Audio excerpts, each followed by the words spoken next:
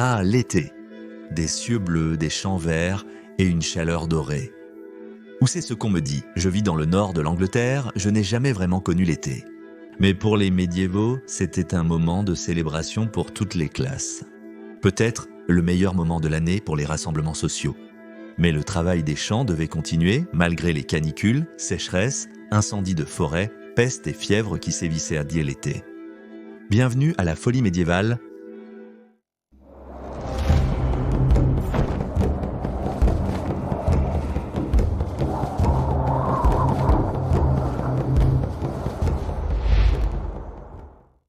Jour d'été paresseux, brumeux, fou, l'église et les calendriers agricoles dominaient la vie des médiévaux ordinaires. Et en été, c'était une question de travailler dur et de jouer dur. C'était la période des récoltes, commençant généralement en juin, où les paysans fauchettent les prairies pour obtenir du foin et du fourrage pour les animaux d'élevage. L'auteur français Jean de Brie, connu sous le nom de Bon Berger, a écrit un traité sur l'élevage des moutons au milieu du XIIIe siècle. Il recommandait qu'à partir de juin, les bergers se lèvent très tôt, à l'aube lorsque la journée était la plus fraîche et emmènent le bétail paître. Il devait y avoir suffisamment d'ombre pour les animaux et si possible, ils devraient être déplacés vers des zones plus hautes et plus froides afin qu'ils ne surchauffent pas. En août, De Brie a dit que les moutons devraient être écurés où il y avait un risque qu'ils mangent tout le blé. Avec tout ce dur labeur agricole estival, quoi de mieux qu'une fête d'été bien arrosée et gourmande ?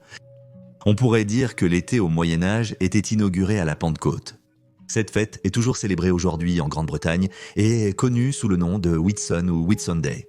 L'été médiéval était rempli de jours importants comme la fête du travail, la fête de la Sainte Trinité et la fête Dieu le deuxième dimanche après la Pentecôte, où il y avait toujours une procession publique pour célébrer le pain et le vin de la communion. En juillet, il y avait la fête de Sainte-Anne, la mère de la Vierge, et une célébration de la visitation de la Vierge à sa cousine Élisabeth.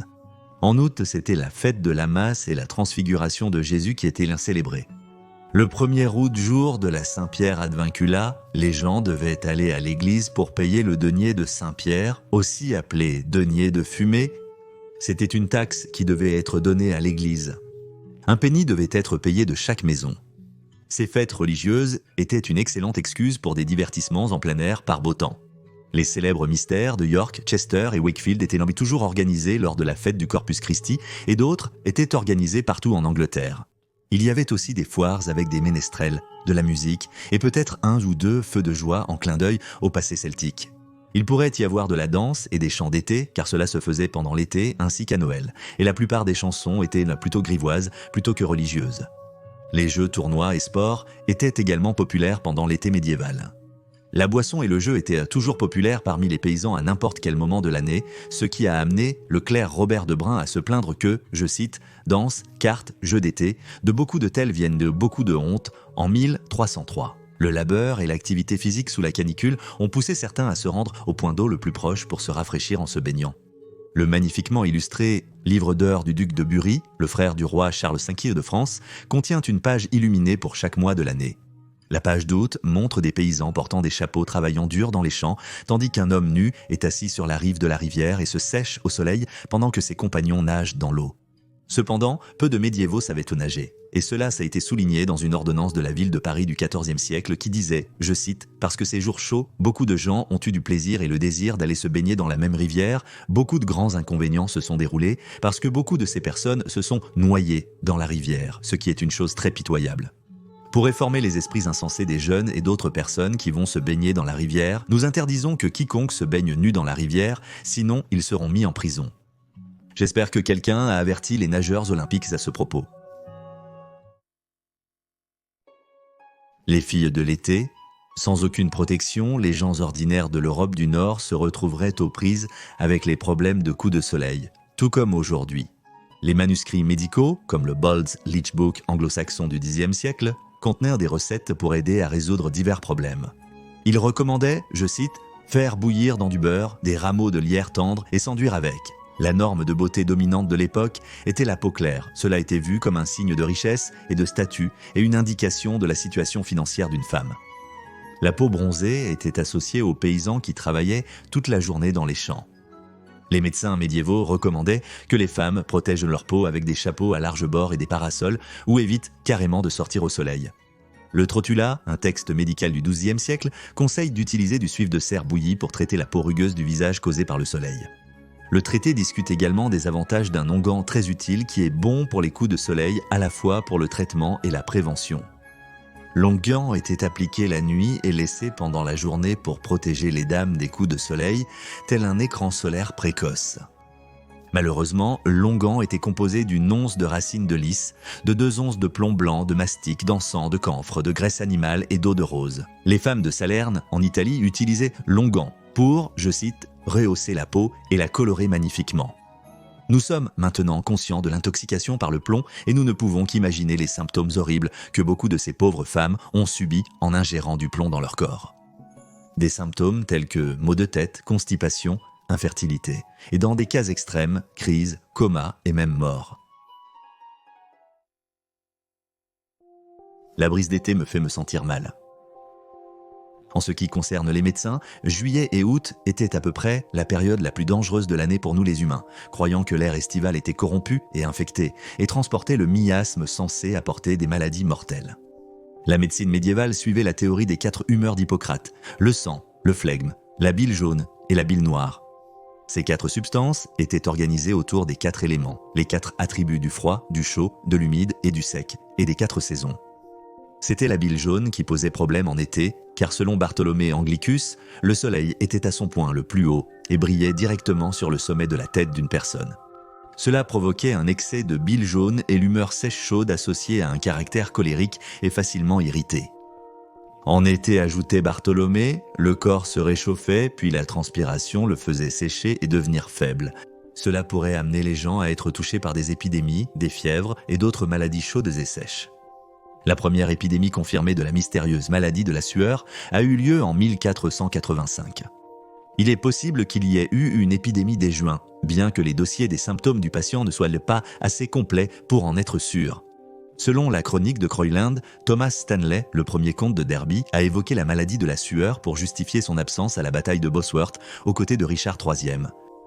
On ne sait pas si c'est vrai, car il y a des spéculations que l'armée d'Henri Tudor a apporté la maladie de France avec ses mercenaires de Français. Néanmoins, à l'été de 1485, la maladie était en Angleterre, et lorsque la nouvelle peste a frappé au début du règne d'Henri VII, elle a provoqué la colère, la paranoïa de masse et la superstition. L'épidémie a frappé juste à la fin de la guerre des Roses, qui a vu la mort du roi yorkiste Richard et le couronnement d'Henri Tudor. Les gens voulaient quelque chose ou quelqu'un à blâmer pour la nouvelle maladie, et certains croyaient que Dieu avait envoyé la maladie pour punir les partisans d'Henri. Un été cruel. Un médecin nommé Thomas Forrester a enregistré son expérience de la sueur maladive et a écrit sur la façon dont les victimes devenaient soudainement essoufflées dans leurs dernières heures lorsque des vapeurs répugnantes s'étaient rassemblées autour du cœur et des poumons. Au milieu du XVIe siècle, un médecin de Shrewsbury nommé John Caius a noté que la maladie commençait par une soudaine sensation de terreur et de violents frissons de froid, des vertiges et un mal de tête. Cela provoquait des douleurs au cou, aux épaules et aux membres, ainsi qu'une fatigue chronique. 1 à 3 heures après, la transpiration débutait avec délire, palpitations, douleurs cardiaques et soif extrême. À la fin, il y avait un besoin irrésistible de dormir, et Caius croyait que si le patient cédait à cette envie, alors la mort était inévitable. Il n'y avait pas d'immunité, et certaines personnes pourraient contracter la maladie plusieurs fois avant de mourir. La plupart se rétablissaient ou mouraient dans les 24 heures, et la maladie survenait en été et au début de l'automne.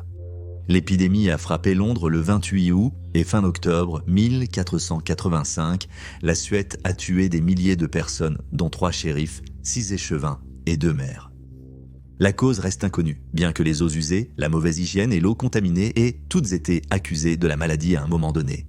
Quelques maladies connues ont été proposées comme raison des épidémies, y compris la fièvre récurrente propagée par les tiques et les poux et le hantavirus, qui est porté par les chauves-souris et les rongeurs.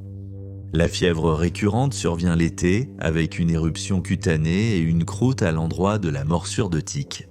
Le hantavirus est saisonnier et, contrairement à la plupart des maladies qui touchent d'abord les enfants et les personnes âgées, il affecte généralement les adultes d'âge moyen, un point commun avec la maladie de la sueur du Moyen Âge.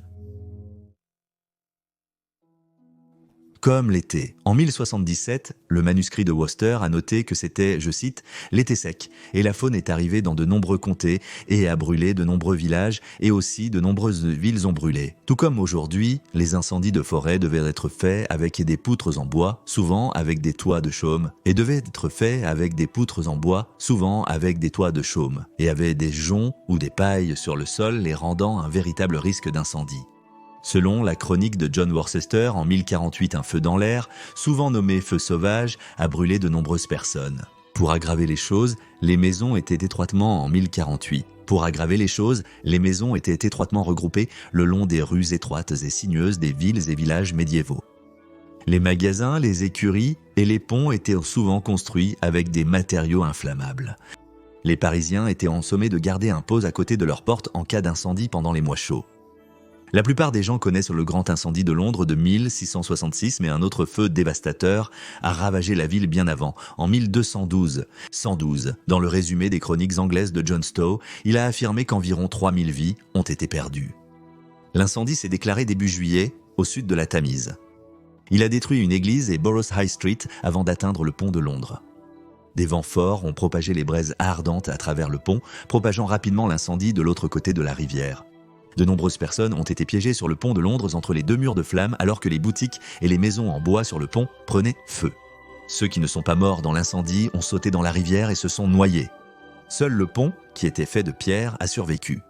Les étés médiévaux ressemblaient beaucoup aux nôtres. Les gens tentèrent de se rafraîchir en nageant, en trouvant de l'ombre et en appliquant de la crème solaire. Le travail continuait, mais les médiévaux pouvaient en profiter de plus d'activités en plein air par beau temps. Pour eux, cependant, l'été était une période particulièrement dangereuse à cause des maladies et des incendies de forêt. Une menace dont nous sommes également trop conscients à cause de l'urgence climatique. Merci d'avoir regardé cet épisode de Folie médiévale. Abonnez-vous si vous aimez ces vidéos. À la semaine prochaine pour une nouvelle. D'ici là, passez une excellente semaine. Santé!